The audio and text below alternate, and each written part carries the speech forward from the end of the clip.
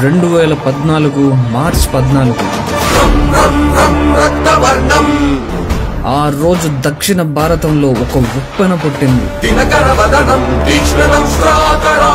ఆ ఉప్పెన పేరు జనసేన. బాధ్యత గలోడు యుద్ధం చేస్తే ఎలా ఉంటుందో మరొక్కసారి దేశానికి చూపించడానికి దైవమే కదిలించినట్టు కళ్యాణ్ నడుచుకుంటూ స్టేజ్ పైకి వచ్చాడు. అంతే, చరిత్ర పుస్తకంలో ఇంకో పేజీ పురుడు పోసుకుంది. ఆ రోజు పుట్టిన ప్రకంపనానికి నేటితో 12 ఏళ్ళు. ఆ రోజు కళ్యాణ్ స్టేజ్ మీద ఒంటరిగా నిలబడ్డ ఒక వ్యక్తి. ఈ రోజు అదే కళ్యాణ్ ఒక్క మాటతో మొత్తం దేశాన్నే కదిలించే శక్తి.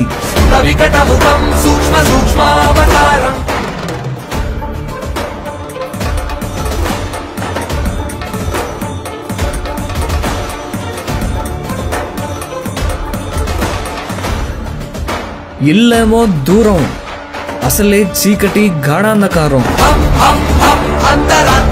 అని ఆ రోజు కళ్యాణ్ స్టేజ్ మీద అన్న మాటలు ఈ రోజుకి ఒక తరం గుండెల్లో మారుమోగుతున్నాయి.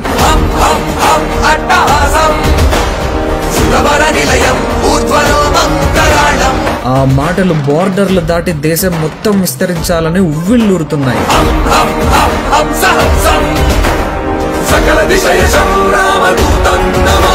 ఇది యుద్ధం, ధర్మయుద్ధం కాదు. ధర్మం కోసం దేశంలోని దుష్టులతో యుద్ధం. 100 ఏళ్ల స్వతంత్ర భారతంలో ఇప్పటికీ పేదోడికి దొరకని ధర్మం కోసం కళ్యాణ్ తలకెత్తుకున్న కలియుగ యుద్ధం. పేదోడికి ఒకలాగా పెద్దోడికి ఒకలాగా పనిచేసే వ్యవస్థ మీద పవన్ చేస్తున్న పొలిటికల్ యుద్ధం. ఈ యుద్ధంలో గెలవటం అంత సులువేం కాదు. సులువైందే అయితే కళ్యాణ్ అనే జనశక్తి దేశానికి అవసరం అయ్యేదే కాదు.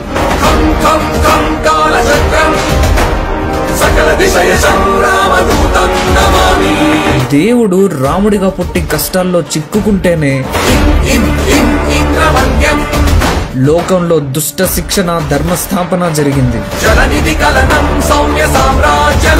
అలాగే కళ్యాణ్ కూడా ఓటమనే కష్టం దాటి జనం కోసమే జీవితం అని పోరాడితేనే అధికారం చేతికందింది.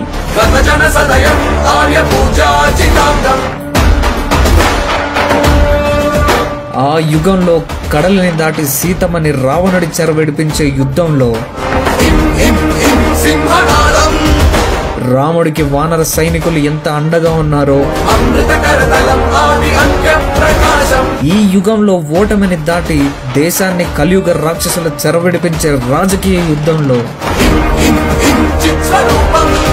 కళ్యాణ్కి జన సైనికులు అంతే అండగా ఉన్నారు. ఈ ఉప్పెన అంతకంతకు పెరిగి దేశంలో కలియుగ రాక్షసుల్ని కబలింపజేయాలని కోరుకుంటూ జనసేనకి, జనసేనానికి, జన సైనికులకి మా ఈ చిన్న కానుక.